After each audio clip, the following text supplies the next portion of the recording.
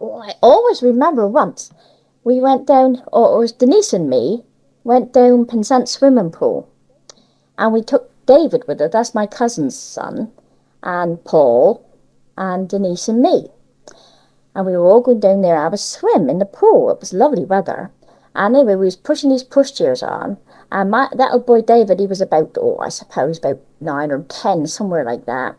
And he was absolute nuts on cycling. He was always cycling. He loved bikes. Biking here and biking there. He was always biking. Anyway, we were going on, and all of a sudden, all these people come by on bikes. And I said to David, "Oh, look at all those people on bike, David." "Yes," he said. "Oh, yeah." I said, "Gosh, a lot of them run there." He said, "Yeah." I said, "Good bikes were they?" He said, "Yeah, they were all women's bikes." I said, "They were all women's bikes? I've never heard of that, mate." "No," he said, "they were women." I said, "No, there were some men and some women there. Some were women and some were men." "No, they were women's bikes, women's bikes, women's bikes." Well, I didn't know what he was getting at.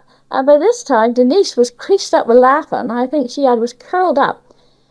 I said, "I don't know what you mean." He said, "They were women's bikes. They were all women's bikes." Oh, I said, "I've heard of rallies and all that and BSA, but I've never heard of women's bikes." Oh, by this time, he was furious. He was dancing with tambourines. No, he said, "They're women's bikes."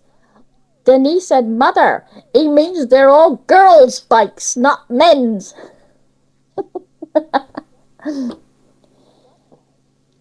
One day here, my Aunt Gladys was here, see, and she sold a cooker to somebody.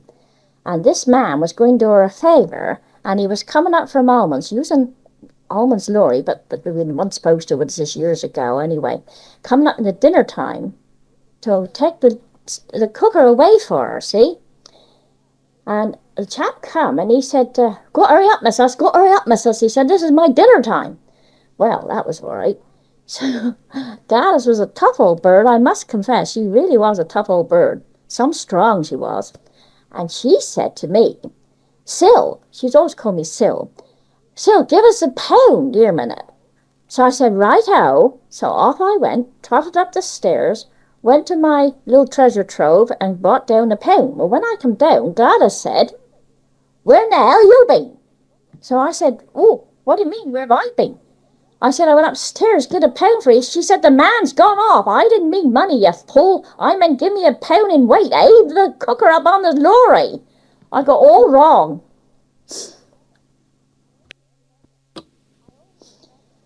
I always remember when we were quite young, we were all sitting around the table. I can see my mother now standing up. There was 5 of us standing up, cutting bread and butter. And as she put it on the plate, somebody would grab a piece. It was my brother Jack, brother Peter, brother Victor, my sister Joan, and myself. And we were all standing up there, all sitting down, waiting for mother. As mother fast as mother cut this bread and butter and stuff. We all had jam on our plates. Just stuck bread and butter and jam. Oh, she's there, cut, cut, cut. Anyway, that's beside the point. Somebody broke wind. Well, mother never heard it, but my brother Victor did, and boy Victor said, "Speak up, Brown, you're through." Well, we all started to laugh, see? Mother said, I always remember it, bless her heart, "Don't be silly, Victor, there's nobody here called Brown." I always remember, dear old soul. We'll leave the thing on. Yeah. Do you remember when you was a kid and you used to have tea treats up here? You know, tea treats were lovely in they days, weren't they? Do you remember they days? Well, it was bigger than they are now, absolutely. Yeah. But you know, it's gone down awful to what it was. Honest to goodness. This summer, well, as near as possible to June the 24th, I think they do it. I know it's a bit rainy, but there was hardly anybody in the parade. It's shocking. And the streets, when we were kids, used to be lined with stalls. I can remember everybody, like Mrs. Bray, who lived down the road here, you know, Joan Bray's mother, she used to have strawberries by the galore. And there used to be a fair in one field, and there used to be a little fair in another field. Oh, we used to have some fun, we kids did. It was blooming handsome. But nowadays, honest to goodness, it ain't worth going. They had a band, just the same, but they don't. there aren't the people in it. Do you know what I mean? There's just ain't enough people participating in it like it used to be. But it used to be smashing. Do you remember those days when you used to go? Is that because the chapels become less powerful? I Less don't people go in chapel? Well, I wouldn't say that so much. Maybe you're right. I don't know about that either. But it used to be a combination, see, of the church and the chapel for the parade. But now the church people go off on a beach trip.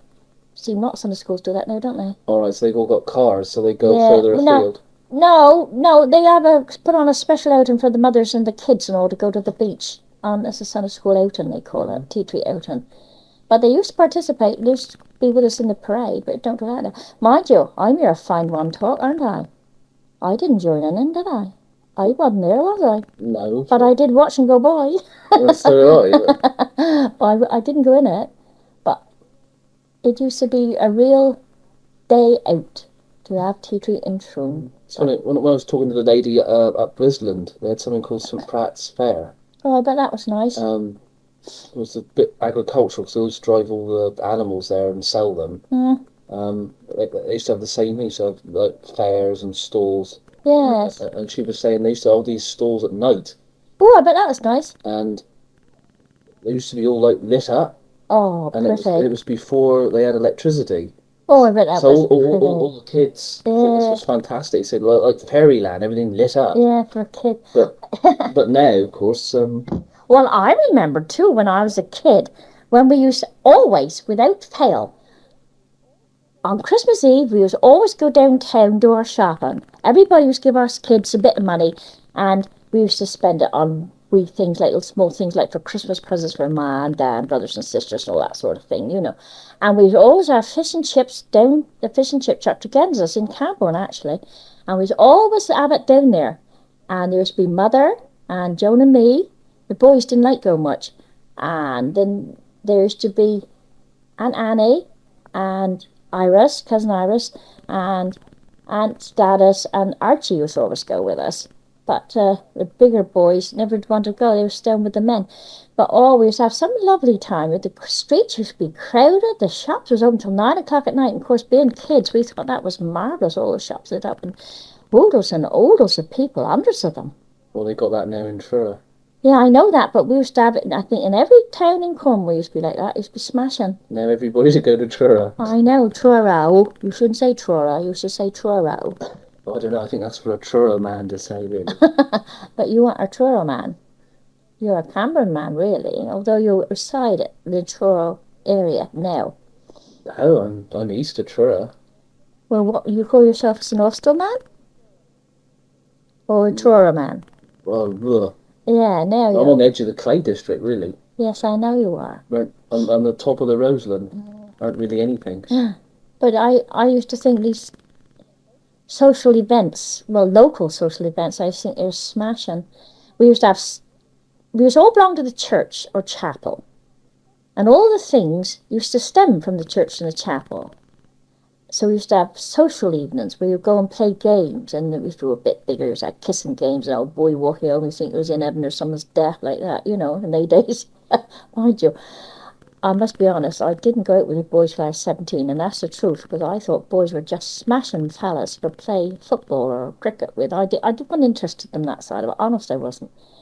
But we used to have girls' brigade, and we used to have social evenings, and you used to give concerts and go chapel practicing and all this. And you used to have harmonica bands and all this. It was really quite good. But now, see, it's all television. Well, I suppose, in all honesty, it's what you call modern entertainment, isn't it, really? Well, where we used to learn ourselves years ago. That's what it was all about, really, wasn't it? You've got video now as well. You've got video, you've got television, you've got cinema, you've got music and all this sort of twaddle. Computers. Yeah, yes, even that's amusing, I suppose, to some. Mind you, I don't know one head and tail read that thing, so don't ask me about that. I haven't a clue. And you have trouble recording, programming your video, I believe, don't you? We've had that video for years, and to this day I still can't do the timer. I cannot. Only this week, last Friday, I had asked Robert next door to come in and put the putting on for me because I couldn't do it. And I wanted to see a story. So, and I seen one part and I wanted to see the second part. So Robert came in and put this on for me because to this day I cannot put on that darn thing. Mind you, they're wonderful things, aren't they? But that's what I mean by sort of modern entertainment, really. Well, you didn't have a tape in it, I heard. Oh yeah, rung me up about that. See, there's another thing, the telephone. You can spend hours on the telephone chatting instead of visiting. So you don't visit anymore. You just chat on the telephone for ages and ages. See? And then, years ago, I remember when I was a girl, my sister and me used to go visiting to see our aunt down to near. And it's God's truth if I don't move from here no more. We used to keep our hats on and our coats on and even our gloves. And we just sat there, swinging our legs if we weren't told stop doing it. While Mother and Aunt Clara chatted and talked about nothing. Or not interested we kids anyway. Yes, it's strange. But, see, we don't call anybody any time now. Or they might say, can I come in and see that little film you done or something like that? Or, video, don't they? Or taped, don't they? Yeah, very true. Yeah. Very true. Well, a bit of general conversation like this is all right because it can be edited, isn't it? Oh, that's good. Bits and pieces. We've got a good sound engineer. Who's that? Well, he's doing a course at Tech. He's a old rock and roll buddy of Bert's. Oh, yes. Bert back from America, is he? He's back from America. Oh, well done. How you go? Right, you were saying about the Queen's English. Well, to be quite honest, a lot of people think the Queen's English is the Queen, it's the thing of all things, isn't it? But to me, it's ridiculous. Can you spell over here? Spell it if you can. In all honesty, I think the Americans speak better English than we do. And they also pronounce their words 9 times out of 10 as they're spelt. That's better than English, although they call it English in America. But honestly, you spell over here. O-V-A, here. How do you spell here? Like the cry of the old-fashioned fish runners in the Ures. It is, honestly. They used to say, you should sit in the Ures cottage way up on the cliffs, and if they see a shoal of fish coming in, this is when the seas were plentiful, they used to say, hurrah, hurrah, hurrah. They used to shout that. Now, it's the same thing. You hear. You get the same blimmin' sound. But can you spell it? There's a bloke in St Austell, Frank Sutton, who's not Cornish, but he sort of studied the dialect. Yes. And he pokes fun at the Queen's English, received pronunciation, when he talks about adverts for hair preparations, and the way they say hair. Yeah, they say hair. Instead of hair. That's right. Well, it's saying your age, mister. Hair preparations. Yeah, it is hard. They never sound their R's. It's ridiculous. Don't you think it sounds ridiculous? Yeah.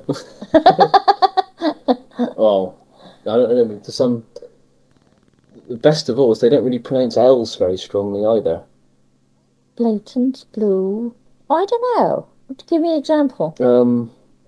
Such as the end of a word. The best one of all is where you've got R and L at the end, like girl. Girl. If you're it's sort of short. Yes. It's girl. It's a girl. You've got the G, you've got the vowel sound, and almost a W at the end of it. Girl. No, the Americans will say girl. Yeah, not the Americans. You're right. The Cockneys here. Nice weather, isn't it, girl? Yeah, no. I think they say girl. It's sort of a short sound instead of emphasising it like we do. We're inclined to roll our R's, but at least the R's are put in there to be pronounced. Without an R, it sounds ridiculous. You have to say girl. When you say girl, it's a short sound, isn't it? The vowel is short. Is there a lot of young people in Cornwall, you think, short, being influenced by the telly and stuff? Oh, absolutely. I've got 2 granddaughters. Ooh. And a niece. And they took this awful combination of Cornish Cockney and so-called English. It's dreadful. She calls her sister Loretta. Her sister is called Loretta. She calls her Loretta. A better bit of butter on your knife. Oh my golly. And speaks very, very quickly, Jodine does. And Carla is just as bad. And then we've got Louise. I'm always telling Louise, that's my niece. She's always telling her off the way she talks, because she talks absolutely dreadful. I don't talk good English. I'm not saying I do. But what I am saying is, I make a little more effort to do it properly. I hope, I think. That's debatable, but they deliberately pick up these accents. I always say, well, we mix with all sorts of people whose accents we copy. I said, well, you haven't contended with copying one, you've copied everybody's. A bit of this and a bit of that. You end up with a mishmash that... It's a mishmash, all right. It's dreadful. Absolutely dreadful. It is, I'm sorry. But, what did she say to me the other day? About church. I talked about Louise. She said something the other day, something about going to church.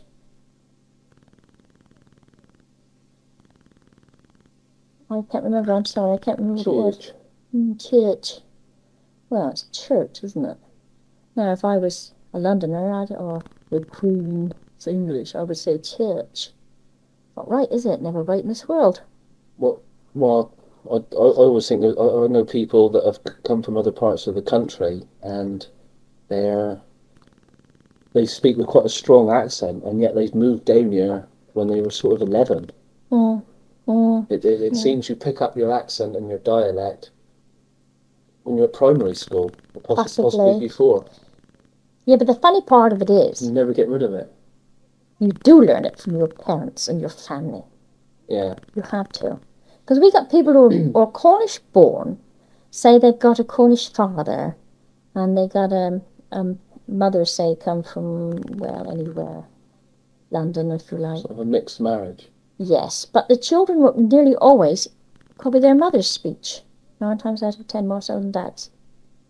Even if he's Cornish, they will copy their mother's. If you make a special note of it or to listen when you find mixed couples like that, and you'll find I'm right 9 times out of 10. They've had the same thing with bilingual kids being brought up. Oh yes. They've had one parent speak Cornish, one parent speak English, and inevitably the kids always follow what the mother. Yes, well, I suppose mother spends more time with them, particularly after little kids. If you think about it, father goes off to work all day, comes home in the evening, there's meal time then, and bedtime. So he's got a very short time with the kiddies, in all honesty, and he's got weekends. But they're always under... a job. Yes, but they're always under the influence of mother or with mother. Mother sort of turns them into whatever they are, doesn't she, more or less? And then if that doesn't succeed, she calls in father. Well,